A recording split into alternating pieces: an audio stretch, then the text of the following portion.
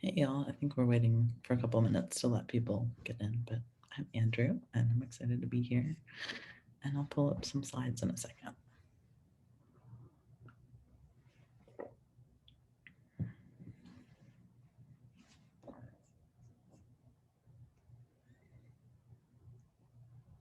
Should I wait a few minutes, Kimberly, or since we're recording, should I just go ahead and let people join?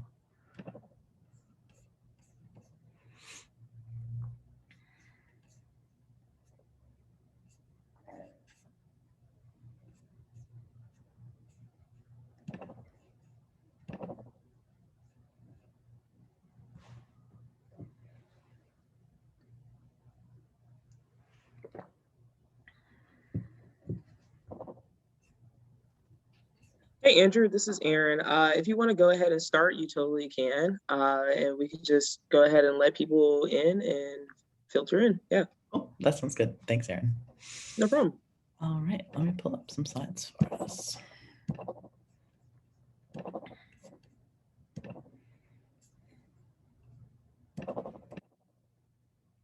Can y'all see that?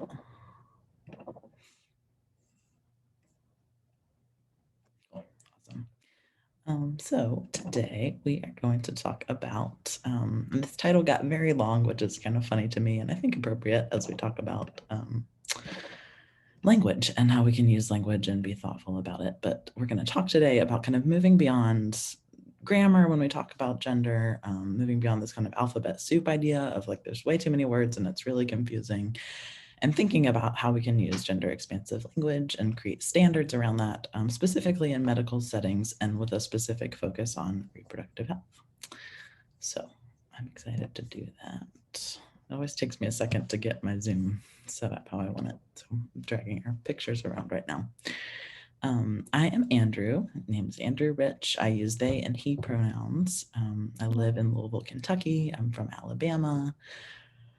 I kind of wear a lot of hats right now. I'm a student. I'm in a post-bac pre-med program for people who want to go to med school after having done different things. And some of the different things I've done are be a doula. I've worked in a doctor's office. I work in a hospital right now. And then I'm also doing a master's program in bioethics. So I like to really think about the ethics sides of things and why we do things the way that we do and what harm we're potentially doing in healthcare and in medicine. And I also want to be a doctor and probably an OBGYN one day. And if you have other questions about me, feel free to ask. I think you'll get to know me a little bit as we sort of move through this hour together, but you're welcome to ask other questions too. A few guidelines before we get started. I'm here both as a trans person who navigates these settings and experiences this language about myself, for my loved ones, as someone who works in these settings, and as somebody who's here today to learn together and be an educator. So I'm happy to answer questions and work through learning that would probably be inappropriate to do with a client or with a patient or even with a friend. So I want to keep that in mind of I want to be really open as we move through this workshop. I'm in a place where I feel like I can do that. I've committed to do that with you all today. But this isn't stuff that you would necessarily ask or talk about with somebody who might be needing inclusive language for themselves, or just be aware of that boundary. And even though you might be really excited to learn about this, approach your trans and queer community members and clients and patients and friends and loved ones with respect and space, because it can be a lot to talk about sometimes. We're all learning, so I'm going to assume good intentions of everybody. And I also ask that you give yourselves and each other both grace and accountability. So being okay with asking a question that maybe isn't worded in a way that feels quite right. You know, you want to ask something, but it's feeling like, I don't want to say the wrong thing. I encourage you to go ahead and say it, and we can work through that together. But also accountability of don't keep making the same mistakes over and over again. If you know that something is hurtful, think about how to move beyond that and how to stop doing that. And your needs matter. We're all people. It's a beautiful day outside. So eat, drink, move, turn your camera on or off as you need to. You can, if speaking is easier for you, you can unmute yourself in the chat when we have opportunities for discussion, or unmute yourself with your voice. And you can also type in the chat. And if you need anything else, please ask, and hopefully we can make that happen. So today we're going to cover why change or be thoughtful about our language, because I think the why really matters. And if we've got a good why set in place, it makes the work of changing language much easier. We're going to look at specific inclusive language. Sorry, I have a very big dog. She's 140-pound Great Pyrenees who likes to bark at our neighbors. Frankie, come here. We're going to look at some specific inclusive language about bodies, pregnancy or gestation, lactation, loss, abortion, and families and relationships more broadly. And then we're going to have time for questions. So, the why. Like I said, I think the why is really important. And I think we need to move beyond just like, well, someone's in a workshop telling me I should do it. Or like, it's 2021. I guess this is what we're supposed to be doing now. The language that we use really impacts the way that people feel, and we're going to talk more about this, but it like hits in your body. Like when somebody misgenders you or use words that hurt you or leave you out, it's like it is a really embodied experience. It's physical, it's mental, it's emotional, it can even be spiritual. And so we need like a good solid why beyond just like, well, it's a good thing to do or we should do it. So I want to talk through that some and help us build that today. I wanted to think about the idea of like a spectrum, and that using language that hurts people, using language that isn't inclusive, misgendering, we are all gonna do that. We all have done that. And so thinking about it more as this like spectrum of like, where am I on it today? And not, am I somebody who uses inclusive language or who doesn't? Please be a person who makes an effort, who continues learning about this, who really like cares about the trans and queer people in your life and understands that language is an important way to affirm them. But we are all going to slip up. I slip up sometimes. All of us do. And so kind of feeling that like defensiveness as it comes up in you and working with that just as like, where am I today? And seeing how it impacts you. Like if you're really tired or you're really stressed out or you're in the middle of learning something new, it is harder to add the additional new learning or the additional effort of using this language. So there are tricky parts of it, but that's not a reason not to do it. These are some things that I hear people say, have heard people say, just like, I'm going to need a lot of time to learn. Like, thank you for sharing your pronouns with me, but like, wow, that's a different, I'm going to really need some time. It's probably taken that person a lot of time to come to a place where they knew what words they wanted to ask you to use, where they felt safe enough and sure enough and strong enough to ask you for that. And so for you to respond with like, whoa, don't like, give me some time, that is also probably going to hurt them. A lot of times I think we censor people around this or like sort of gaslight them or like, well, like if you just ask nicer, like it's just language, you know, like, wow, you're really upset about that. And I want to remind you that like you really don't know what else this person has heard today, what else this person has heard in their life. And usually it is easier to get angry and like really sort of push back on the language that a stranger or someone not so close to you is using. So a lot of people, I find that our parents, our grandparents, our families, our birth families, the families that we raised us, those are the hardest people to really be like, no, this is my boundary. This is who I am. I need you to use different language for me. That is one of the hardest things to do. So that might come out as a person at the doctor's office, a person at the abortion clinic just accidentally called out the wrong honorific or the wrong pronoun. And that just like really was more than that person could take. So I encourage you not to judge people for how they feel and respond when they're being misgendered, because it can be a really activating, triggering, upsetting thing.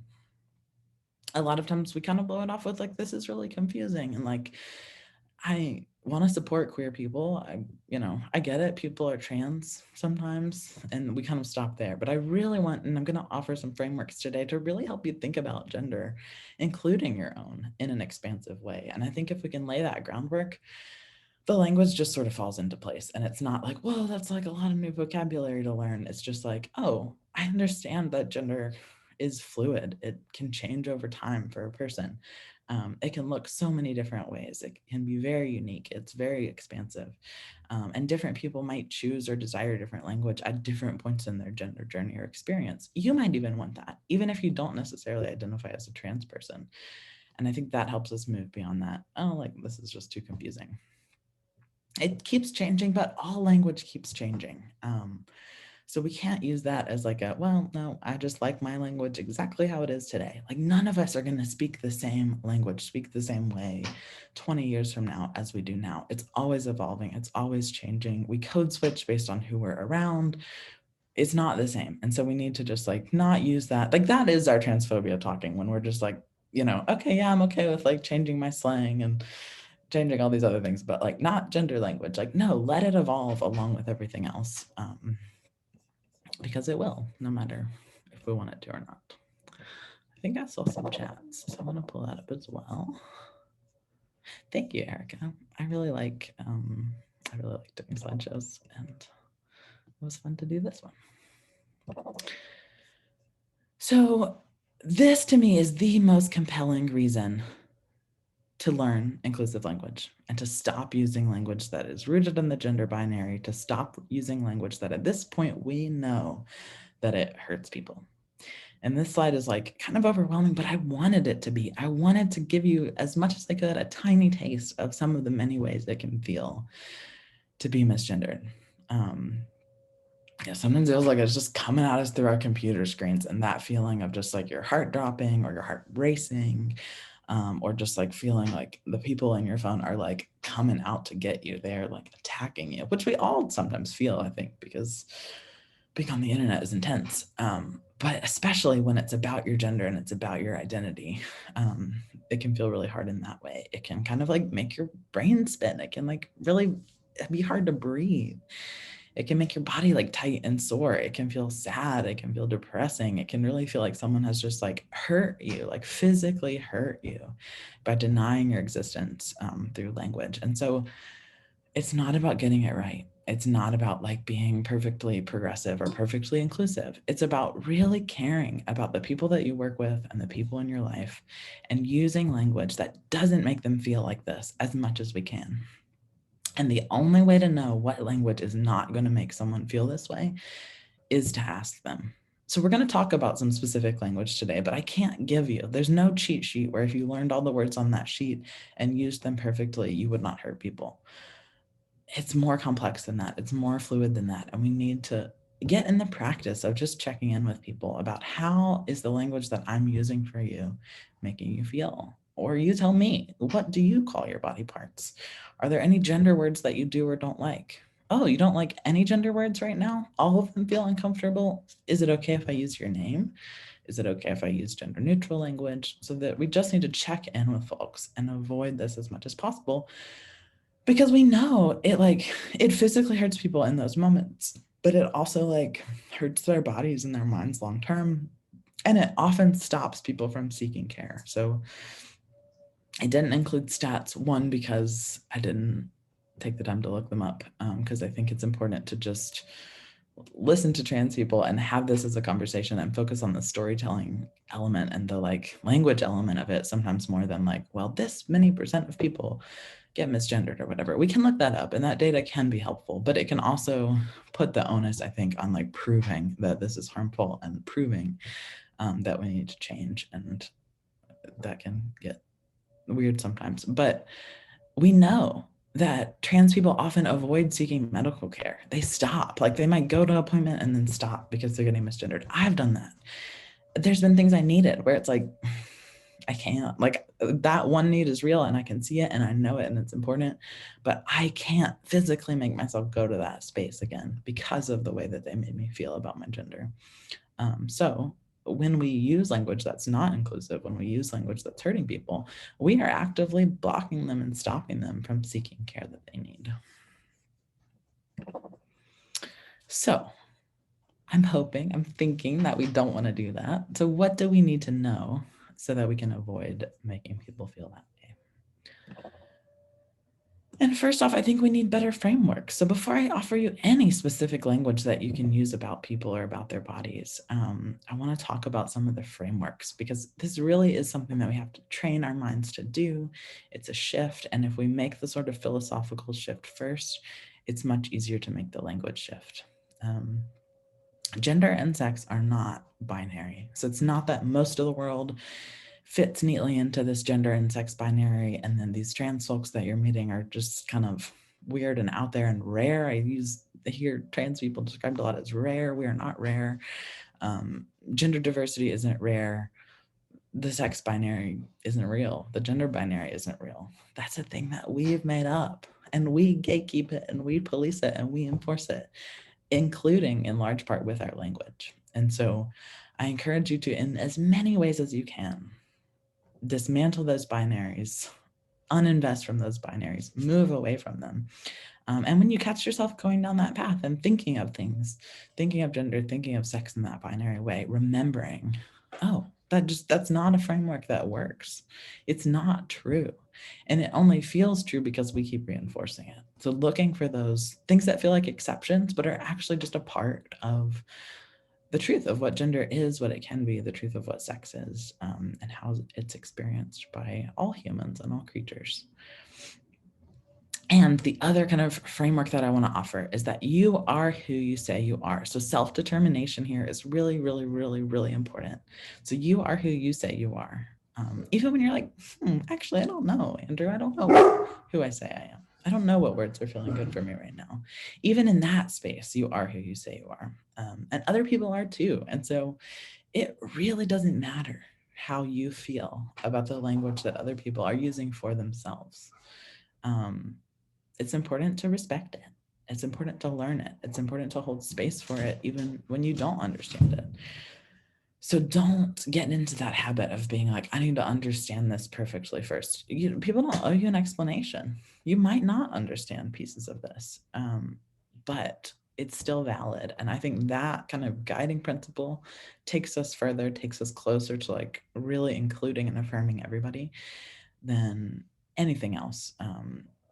Is just that like people are who they say that they are. And that even holds true. So when we have people who are like, this offends me, like I am a woman and I have been pregnant, I want to be pregnant, I'm a mother, that really resonates with me, that's important to me, and I feel attacked when it feels like people are trying to take that language away from me.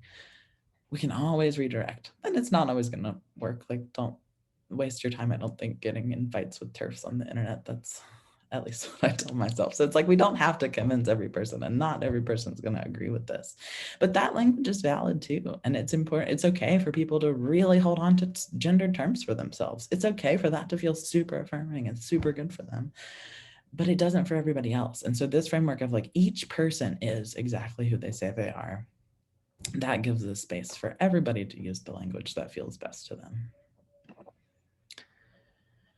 And these shifts, they are mental and they are like physical even. So it's like when we are trying to teach our brains that not everybody uses like he or she pronouns. And like we've even noticed that shift in writing. Like, I don't know, like if you've experienced this, probably you have. I think when I was in like elementary school, people were like pretty strict about like, don't use that. Like if you're writing about kind of an unknown person whose gender you don't know, like use like he/they or he/she or she or he.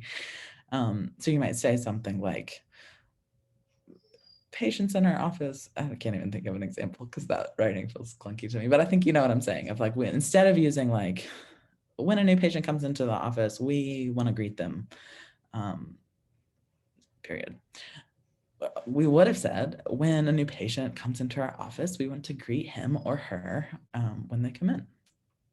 And even that shift, I think, is happening. So I think it's like becoming more grammatically accepted to use they in that spot. And that he, she is pretty clunky. And it also like erases people. So every time I see somebody use just like he or she, that feels to me like, oh, like you're not ready for me. You're not thinking about me.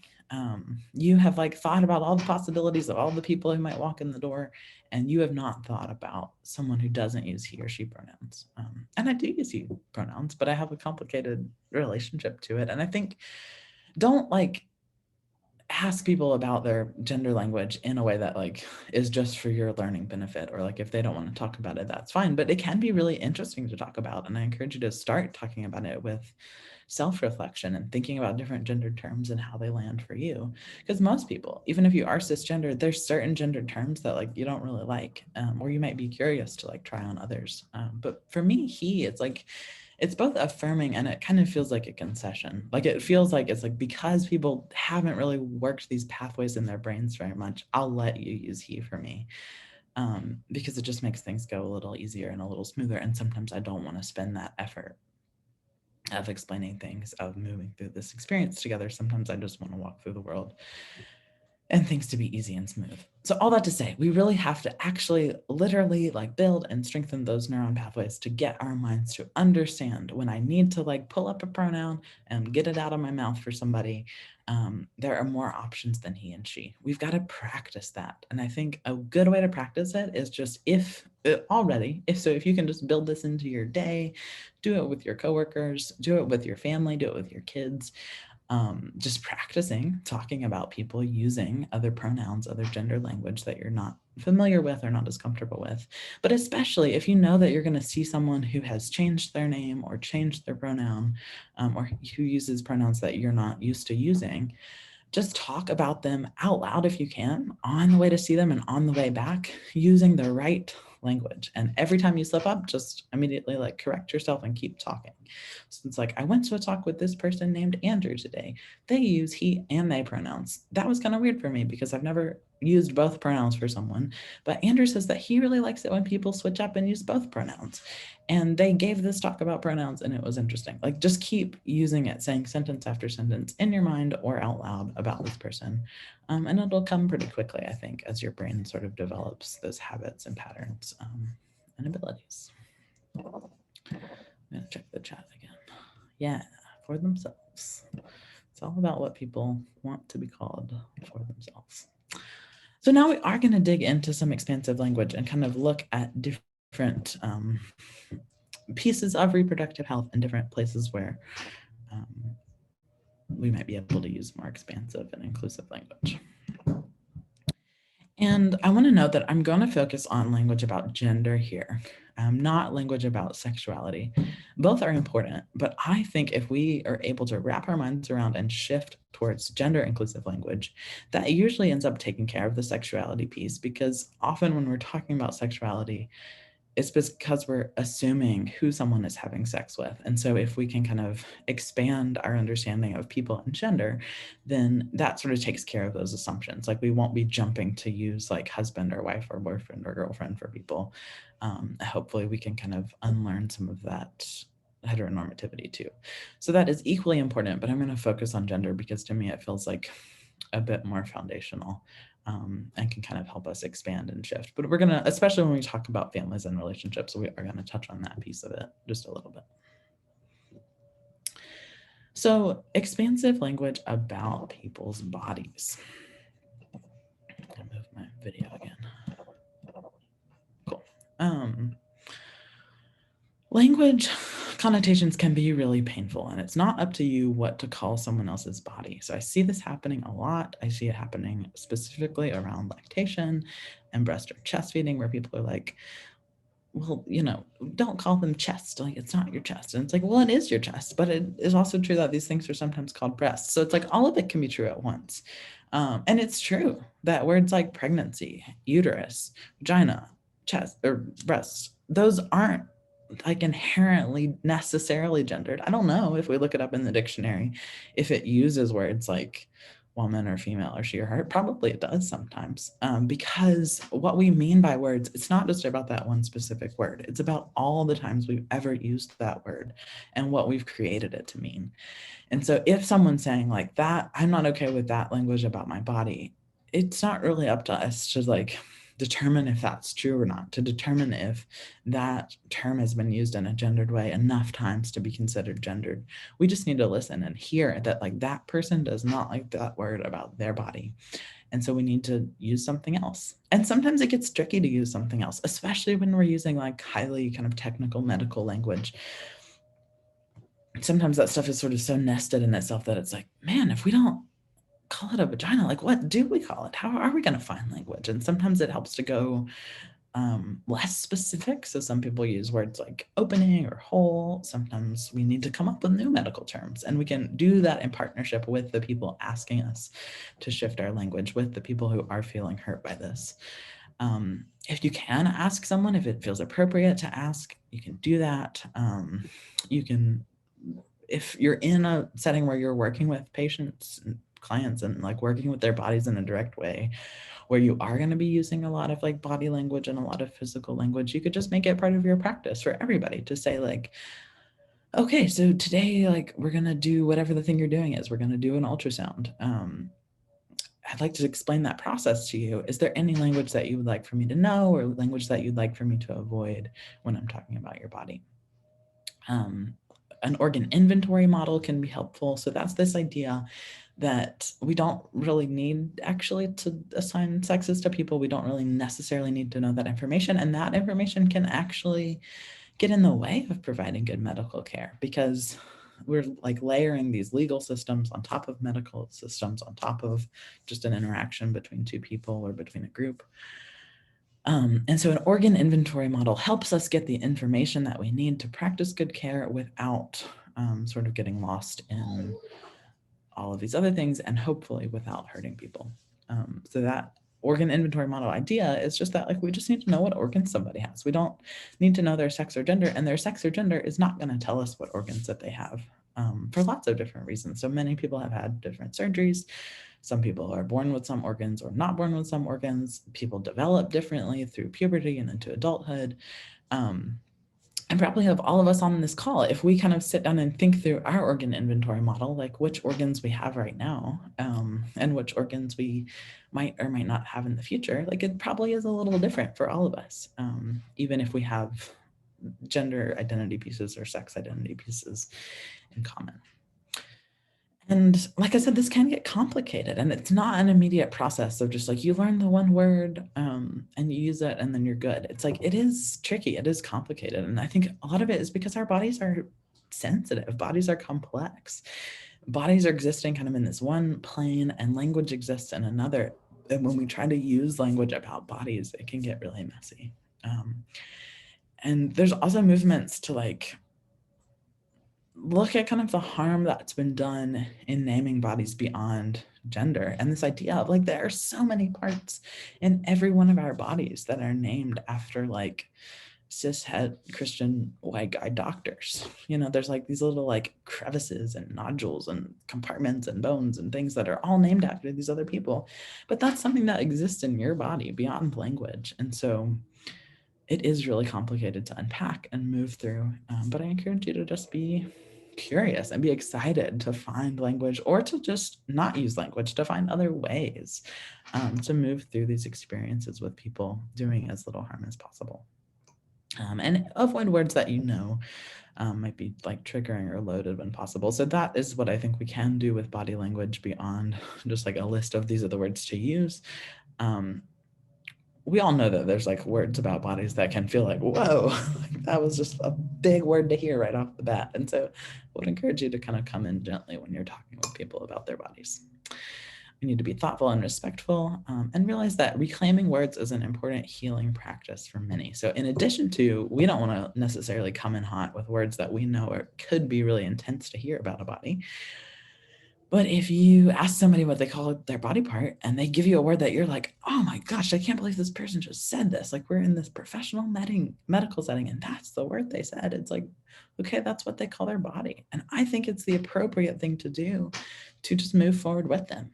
You don't necessarily have to like jump in and be like, oh yeah, that's what we're calling it. Like, don't make it a joke. Don't go overboard with it. But it's like, make space for that people might choose words for themselves and choose words for their bodies that feel really activating or intense for you. And again, they are who they say they are. It's okay for them to use that language about their body.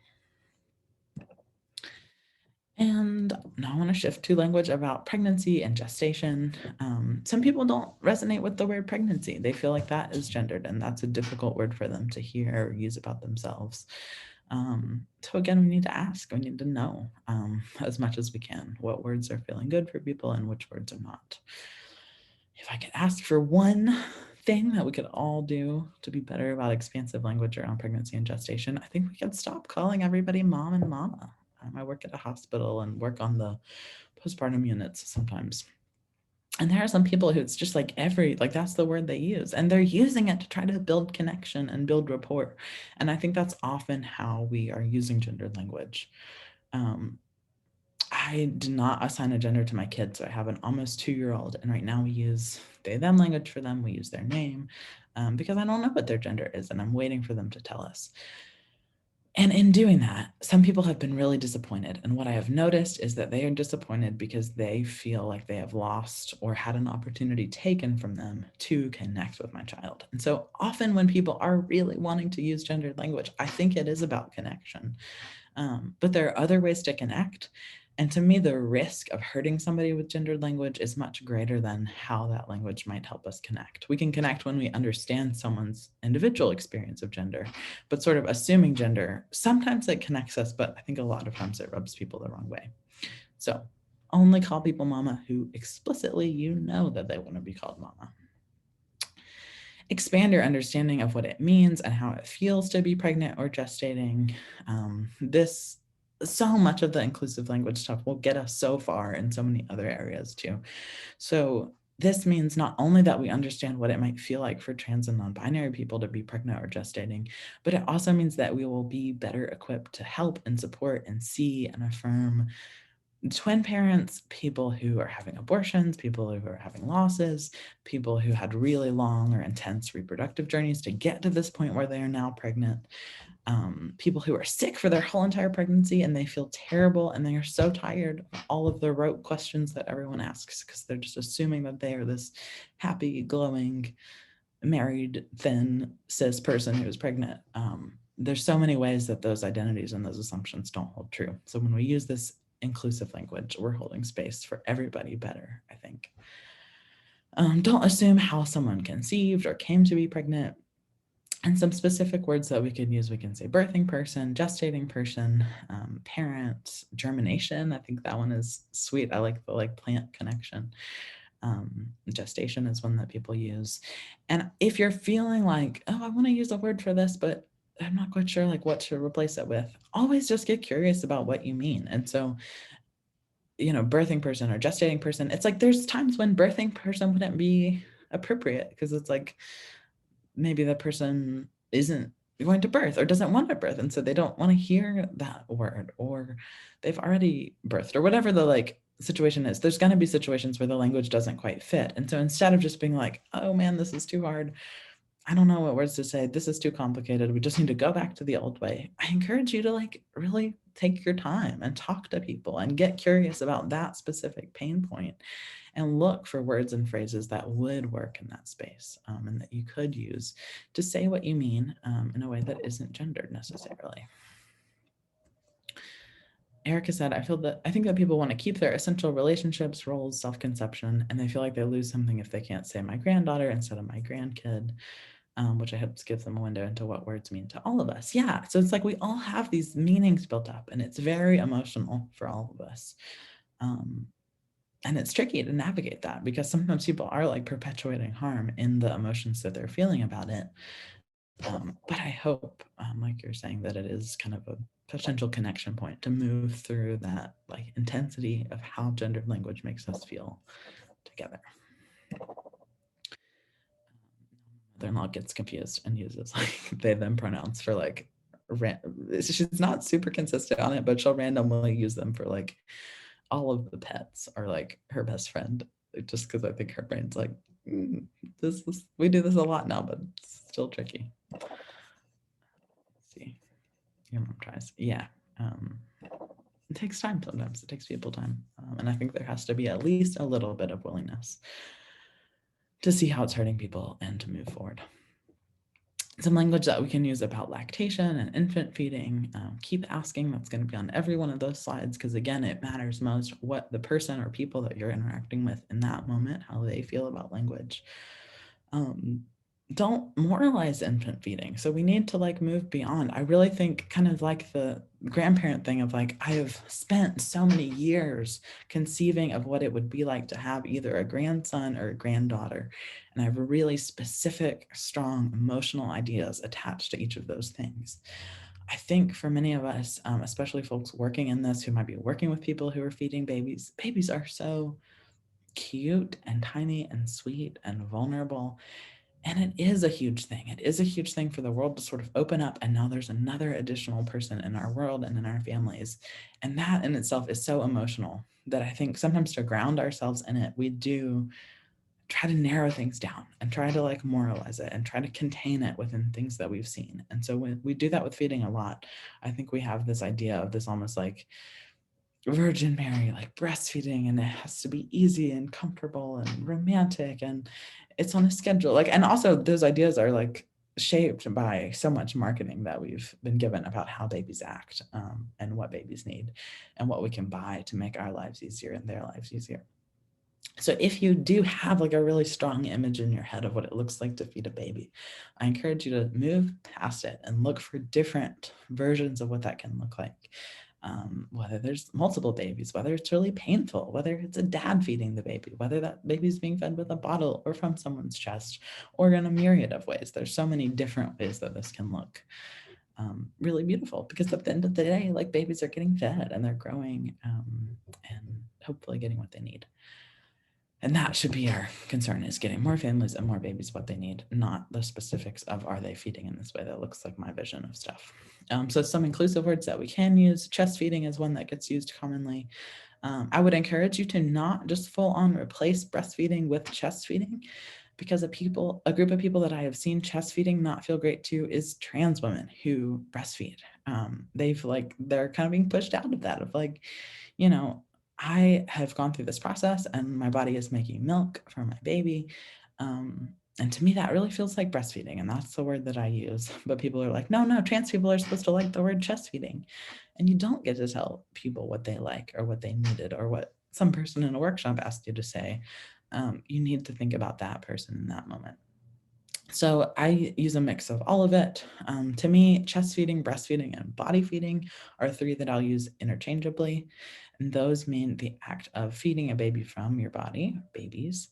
I use lactation to mean the process of your body making milk. So that can happen sometimes when there's not a baby in the picture. Sometimes our bodies lactate just because of hormonal shifts. They lactate because we have been pregnant, and no longer are. There's lots of different reasons that might happen. I also use nursing sometimes. I think in Britain, nursing just means like holding your baby like this. And so that can be confusing. So we need to think about both, what does this look like in my community and my workplace? What does it look like regionally and nationally and globally? And those things can sometimes be different or complicated. And human milk is one that you can use to talk about the milk that people's bodies make. And some expansive language around loss.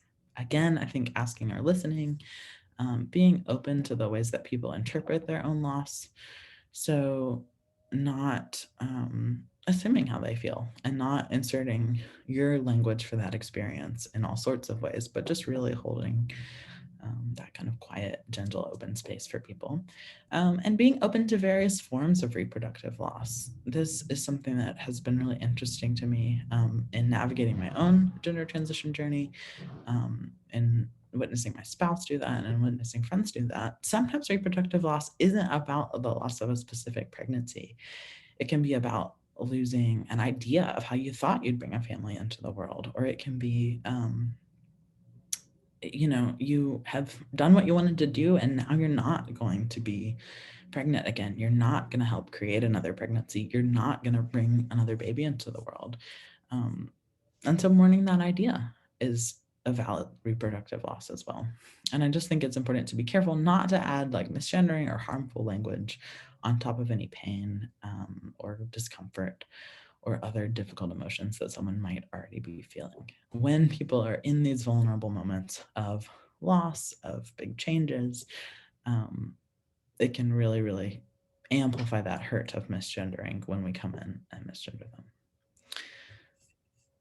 And also some inclusive language around abortion. So again, keep asking, keep listening, keep mirroring. So if we're feeling like, man, I just ask all the time what words people want me to use. And man is one that isn't always a great word to use. That doesn't make people feel good. So I try to be careful of that, but I'm noticing it coming up for me. We can keep mirroring them. So we don't always have to sit down in a moment and ask like, hey, could you give me the list of the gender words that you want to use? That can be a lot for people. Sometimes they don't know, sometimes they don't want to.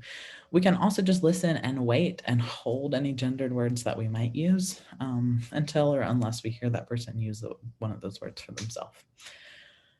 there's nowhere that trans people don't exist. So trans people are definitely also getting abortions. And abortion is already difficult to access. And we really, really, really don't need to make it harder for trans and gender nonconforming people to do that by misgendering them before they ever walk in the door or click to the second link on our website. Like if we come in hot and misgender them on that first page, if we misgender them in our URL, that is a barrier to access. And if we just put a really long paragraph at the end about how we know this language isn't good and we know it's probably hurting you, but we have had a meeting about it and decided that it's okay to keep using it, so we're going to continue, that doesn't do much for me, honestly. Like I see that paragraph and I'm like, I see that you're thinking about this and you've still decided to do the thing that me and other people like me have told you is hurting us. That doesn't sit great. I might still work with you. I might still interact with you. There's still room for us to connect in this, but that paragraph doesn't fix things. And then framing abortion as a women's right issue is harmful and violent to trans and gender nonconforming people. And I think that this idea, there are probably multiple people to cite for this idea.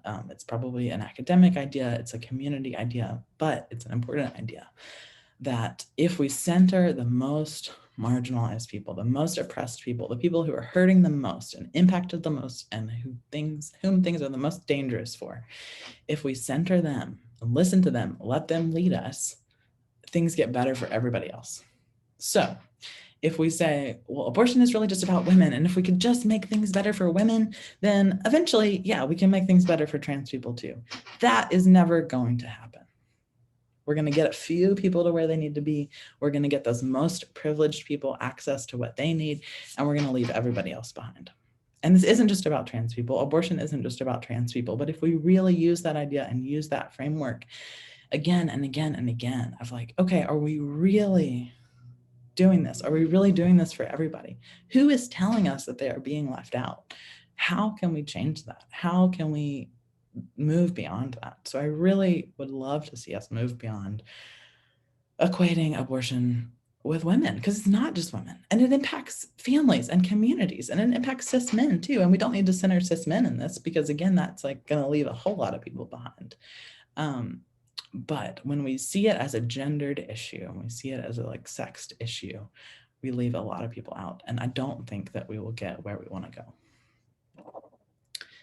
And then finally, let's look a little bit about expansive language about families and about relationships. So again, we're going to listen to people, we can ask, we're not going to assume.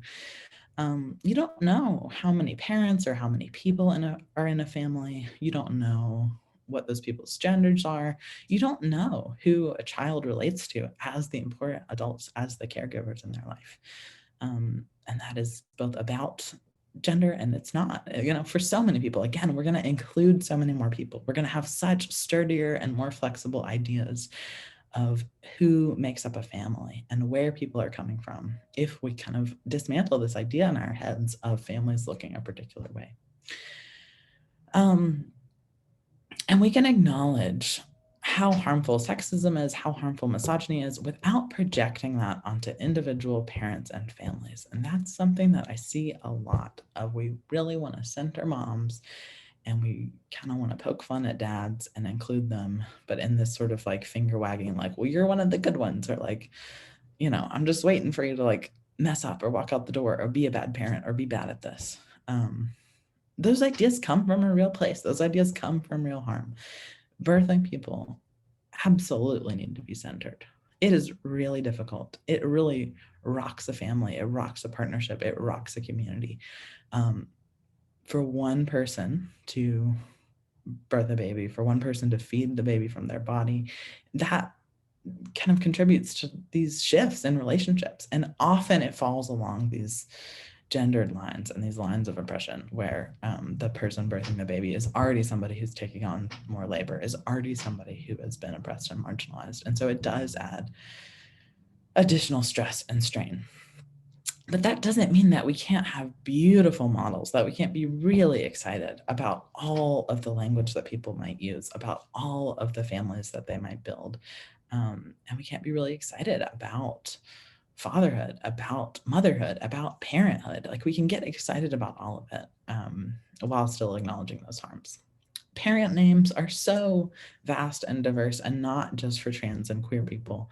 Um, some parent names are Baba and Zaba, Maddie. People make up new ones all the time. And often our kids participate in that process, which is cool. So many people go into parenthood, I think, thinking they want to be called one thing, and then that might shift over time as their kid develops language too. But again, just don't call people mom or dad based on just like, okay, you're wearing these clothes and I think your body looks like this, so you probably use this term, because that really doesn't get us very far. We don't know that. Grandparent names can be really unique and diverse too. Mappa is a good one. Yeah. We offered to our parents. We just asked each of them, and we asked each, I have 3 siblings, and we asked each of my siblings, what do you want Omega to call you? Because what you want matters, you know? Like, you don't get to choose what pronouns Omega's using. You don't get to choose this stuff about them, but you get to choose it about yourself. So it's like, take some time.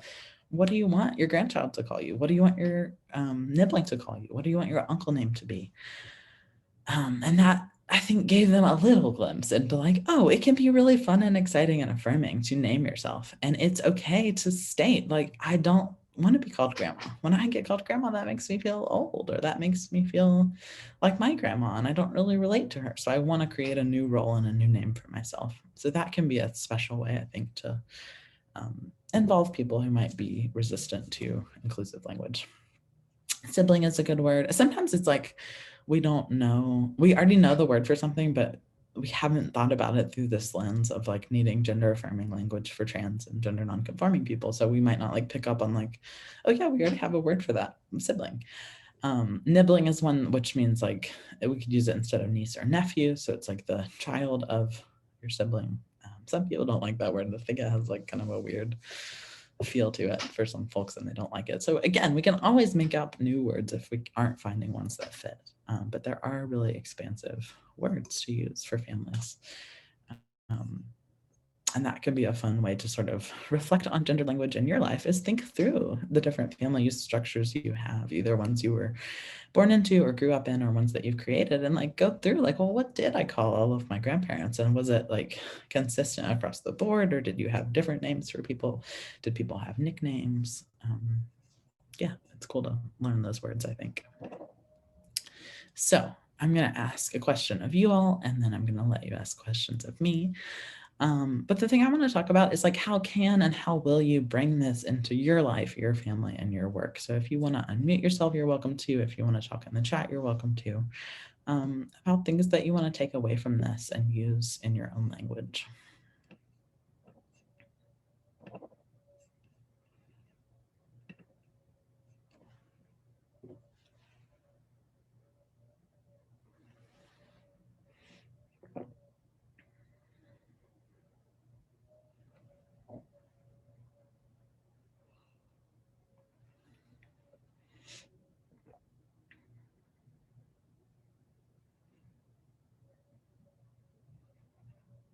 And I don't know if it put folks on the spot. So if you need time to like ruminate and process, that's of course fine too. But I wanted to offer the question because I want us to end on a strong point. And I think it can feel really exciting of like, wow, we learned about all this new language. But then we might just like move on to the next talk today, move on to the rest of our weekend, and sort of just let it sit back there as a cool, fun thing that I learned. And I want you to really bring it forward and think about how to use this. Aaron said, I'm already loving being a future parent and love MAPA. Yeah, I love inviting people who want to be parents into parent conversations, because I think that's an area where we fail too, is thinking of like, people are only parents once you've had a baby in this really visible way, and we can see you and we can see your baby in the world. And parenthood is so much more than that. And it's something that many of us look forward to and many of us move in and out of throughout our lives. And understanding that and affirming that with our language can be really exciting. Alexa said, I have a new nibbling and I'm looking into words I want to be called as their non-binary family member. Yeah. There's lots of good ones. And I think it's a fun process too of like trying on the words and each person deciding what feels good. Carmen says, I will bring this information back to the clinic and advocacy staff, and I will continue to practice. Thank you so much for being vulnerable today. I appreciate you. Thanks, Carmen. Thanks for being here. And Aaron says, I'm going to double check my org's website to make sure we're using gender neutral language. Yeah, that's awesome. And sometimes we can forget. Sometimes we might like rename a program or redo one page of something and then forget that there are other pages. And I think that's a point where we can really break trust with people. It feels really bad to hear some inclusive language and be like, wow, this group or this organization or this person really seems to know language that will feel good to me. And then you like click onto the next page and everything's gendered. So that kind of going back and double checking can be so helpful, I think.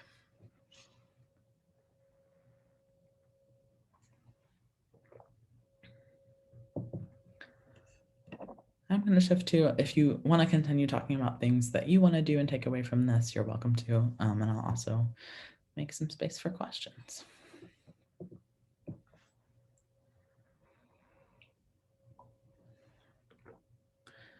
The process of supporting a child's they them pronouns in a gendered world. Yeah, for school registration. That's a big one. And when I talk about, I do some teaching about like not assigning a gender to kids in other places. And one of the things I like to emphasize is that to me, it does not, it's going to look different for each family. And again, we need to recognize that overlap of like legal systems and medical systems and educational systems, and honor Frankie. Come here. That's a bite. Yes, come here. Honor that like it might be really important to a family to do this, but they might not feel able or safe for whatever reason to also do it at school or also do it at the doctor, and that's okay. So for some people, that's the approach of this is something we do at home, we do in our communities, but it is not safe. It is too much for whatever reason to do that with grandparents or in whatever setting. So that's one approach. For me, my thing that I have felt able to commit to and a kind of a path forward for me has felt like hang on. Frankie, come here. Hey, come here.